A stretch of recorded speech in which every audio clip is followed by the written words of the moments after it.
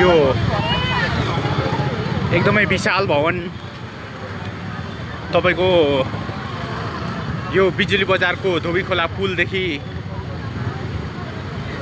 सेतो पुल मैती देवी जाने बाटोमा रहेको यो एकदमै ठुलो बिल्डिङ। यसलाई महलै भन्दा नि फरक पर्दैन। यो पनि नेपाल सरकारले चाहिँ अतिक्रमण गरिएको जग्गामा निर्माण भएको भनेर भत्काउन सुरु गरिसकेको छ। तपाईहरु देख्न सक्नुहुन्छ यहाँ डोजर चलिरहेको छ।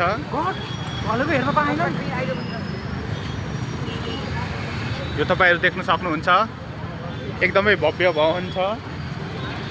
तपाईको भत्काउने कार्य सुरु भइसकेको छ। तपाईहरु देख्न सक्नुहुन्छ। यो चाहिँ म फेरि पनि तपाईहरुलाई जानकारी गराउन चाहन्छु।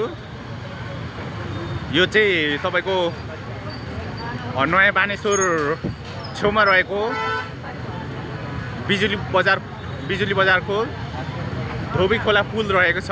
त्यसबाट चाहिँ तपाईहरु मैती देवी तर्फ जानको लागि धोबीखोलामा सेतो पुल रहेको छ। सेतो पुल र त्यो धोबीखोला पुलको बिचमा करिब बिचमा रहेको यो 7 तले एकदम भव्य भवन पनि नेपाल सरकारको अनुसार चाहिँ यो पनि अतिक्रमण गरिएको छ। यो धोबीखोला नजिकै रहेको छ। धोबीखोलाको किनारमा रहेको छ। यो तपाईहरु धोबीखोला देख्न सक्नुहुन्छ। धोबीखोला पानी देखिएको छैन। म तपाईहरुलाई एकैछिनमा पानी पनि देखाउने छु। यो एकदम बुलडोजरद्वारा भत्काइरहेको छ।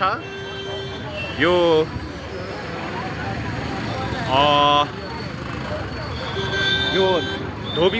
धोबीखोलाको छेउको रोडलाई तपाईहरु रुद्रमती मार्ग भन्न सक्नुहुन्छ।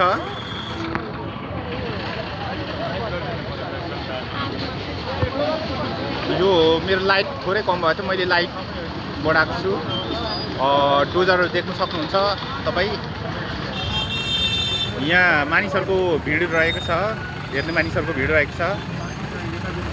डोजरद्वारा भत्काइँदैछ। मानिसहरु एकदमै बाक्लो स्थितिमा रहेको छ। भने ट्राफिक भिड पनि रहेको छ। मानिसहरु त्यतिकै संख्यामा जम्मा भएका छन्। भने बाक्लो रूपमा सशस्त्र प्रहरी र नेपाल प्रहरी ट्राफिक प्रहरी अरु उपस्थित भइसकेका छन्। तपाईहरु देख्न सक्नुहुन्छ यो 7 तले बिल्डिङ।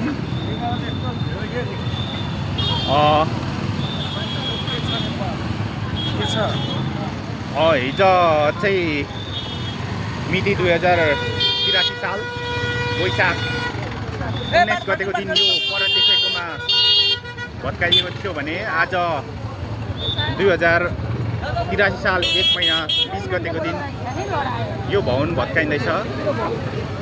तपाईहरु देख्न सक्नुहुन्छ।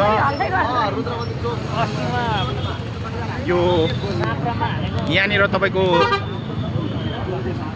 रुद्रमती चोक अनाम नगर लेखिएको छ। रुद्रमती चोक अनाम नगर।